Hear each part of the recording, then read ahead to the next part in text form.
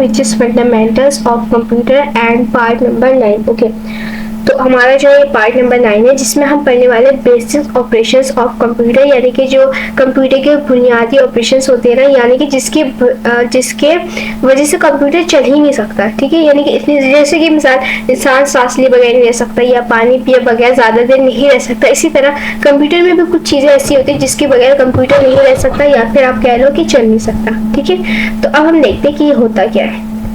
Okay, सबसे पहले हम एक बेसिक सा जो है जल्दी से एक इंट्रो ले लेते हैं बेसिक ऑपरेशंस ऑफ कंप्यूटर का, ठीक है। तो सबसे पहले आपको पता है कि कंप्यूटर एक ऐसा मशीन है जो कि काम करता है अकॉर्डिंग टू गिविंग इंस्ट्रक्शन, यानी कि ऐसा नहीं कि कंप्यूटर खुद ब खुद आपको आपके बगैर बोले जो है कुछ भी काम करने लगे, ठीक है। यानी कि अगर आप कुछ कहोगे तो ही वो कंप्यूटर करेगा, ठीक है, ठीक है। इसको हम कह रहे होते हैं कि क्या कह रहे होते हैं तो इसी चीज़ को कहने का मतलब ये है कि कंप्यूटर जो है उस हिसाब से चलता है जिस हिसाब से उसका जो यूज़र उसको इंस्ट्रक्शन दे के उसको चलाए, ठीक है। ओके, उसके बाद कंप्यूटर जो है 4 बेसिक ऑपरेटर्स जो है यूज़ कर रहा होता है। सबसे पहले input, output, processing and storage. Input, output, processing and storage बहुत ज़्यादा कॉमन है, पिछले वाले पार्ट्स में भी हमने पढ़ चुके थे ये वाला, तो इसलिए हम जो है इसको ज़्यादा नहीं डिटेल में पढ़ेंगे, जितना बुक में है उतना ही इसको पढ़ेंगे।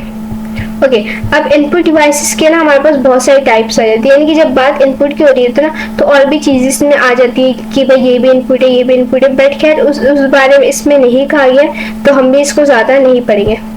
बट इसमें से जो एक मिसाल दी हुई है वो हमें दी हुई है कि मिसाल में, जैसे मिसाल के तौर पे मैं कोई भी एक की प्रेस करती हूँ और उसको एंटर दबाती हूँ कीबोर्ड के इस्तेमाल करते हुए, तो ये भी हमारे पास इनपुट है। या फिर माउस का इस्तेमाल करते हुए मैं अगर कोई काम कर रही हूँ तो ये भी एक इनपुट है, ठीक है। यानी कि ये 2 मिसाल दी हुई जो मैंने आपको बता दी।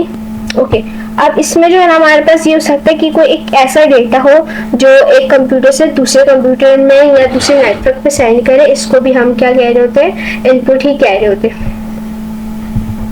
ओके, तो दूसरा जो लफ्ज़ है हमारे पास वो है प्रोसेसिंग। प्रोसेसिंग का मतलब ही होता है कि कोई भी काम हो रहा हो, मतलब एग्जैक्ट मीनिंग मुझे इसका नहीं पता, बट मैं आपको इस तरीके से समझा रही हूँ, जैसे कोई भी काम अभी चल रहा है कंटिन्यूसली तो उसको हम कह रहे होते हैं प्रोसेसिंग काम, ठीक है। तो प्रोसेसिंग होता है हमारे कंप्यूटर के अंदर किसके ज़रिए, उसके ज़रिए CPU के ज़रिए, ठीक है। अच्छा, प्रोसेसिंग हमारे पास समझ लो एक कन्वर्सेशन होती है इनपुट और आउटपुट के दरमियान, ठीक है। ओके, तो क्या होता है कि जैसे मिसाल के तौर पे मैंने कोई डेटा, जैसे मिसाल मैंने, जैसे आपको एक छोटी सी मिसाल देती हूँ, जिसे वो है हमारे पास ChatGPT, उसको मैंने लिखा है राइट एन ऐसे अबाउट माई सेल्फ, ठीक है। तो अब जब वो जैसे अब जो है ना वो लिख रहा है, ठीक है, तो वो क्या हो रहा है, प्रोसेस हो रहा है। जब वो लिख जाएगा ना तो उसका जो है, यानी कि जो भी उसका डेटा हमने उसको जो भी करने के लिए कहा है वो हमारे स्क्रीन पे आ जाएगा, ठीक है। तो इस तरीके से मैंने आपको एक छोटी सी मिसाल दी कि किस तरीके से प्रोसेसिंग होता है, ठीक है। ओके, इसके बाद तो किसी भी प्रोसेसिंग के बाद हमारा जो डेटा है ना एक मीनिंगफुल इंफॉर्मेशन में टर्न आउट हो जाता है, ठीक है। और ओके, और इसके अंदर यानी कि प्रोसेसिंग के अंदर जो है हमारे पास एक मिनट, ओके, तो कोई भी हमारे पास प्रोसेस है, ठीक है, तो वो हमारे पास कैरी जो करके रखता है ना वो किसकी मदद से करके रखता है, अरिथमेटिक ऑपरेशन के ज़रिए और लॉजिकल ऑपरेटर्स के ज़रिए।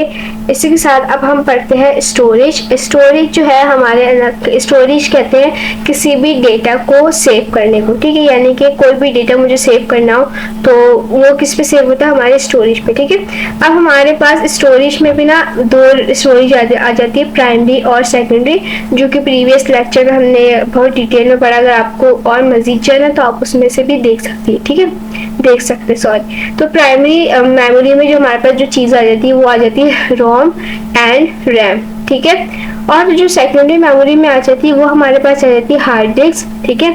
अच्छा, लेकिन ये है कि रैम, रोम, हार्ड डिस्क इन दोनों का, तीनों का काम एक ही है कि किसी भी स्टोरेज को सेव करना, यानी कि किसी भी डेटा को सेव करना। लेकिन रैम में क्या होता है, कोई भी डेटा एक मिनट, हाँ, कोई भी डेटा जो है ना, एक मिनट,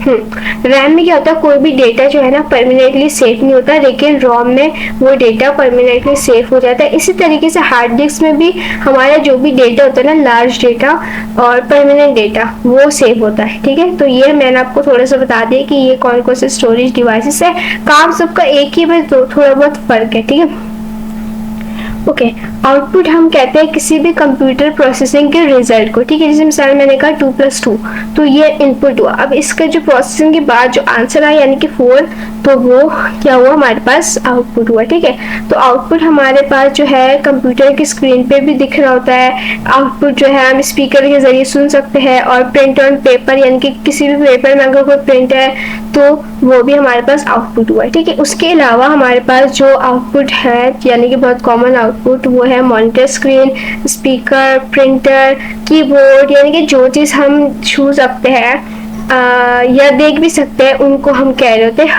आउटपुट या फिर हार्डवेयर। और जिन चीज़ को हम देख नहीं सकते, सॉरी छू नहीं सकते लेकिन देख सकते हैं, उनको हम कह रहे होते हैं इनपुट या फिर सॉफ्टवेयर। तो आई गेस आपको ये समझ आ चुका होगा बेसिक ऑपरेशंस ऑफ कंप्यूटर। बहुत छोटा सा रखा मैंने ये वाला पार्ट, क्योंकि मैं चाहती थी कि ज़्यादा लॉन्ग ना हो ताकि अच्छे से समझ आ जाए। तो फिर अल्लाह हाफिज़।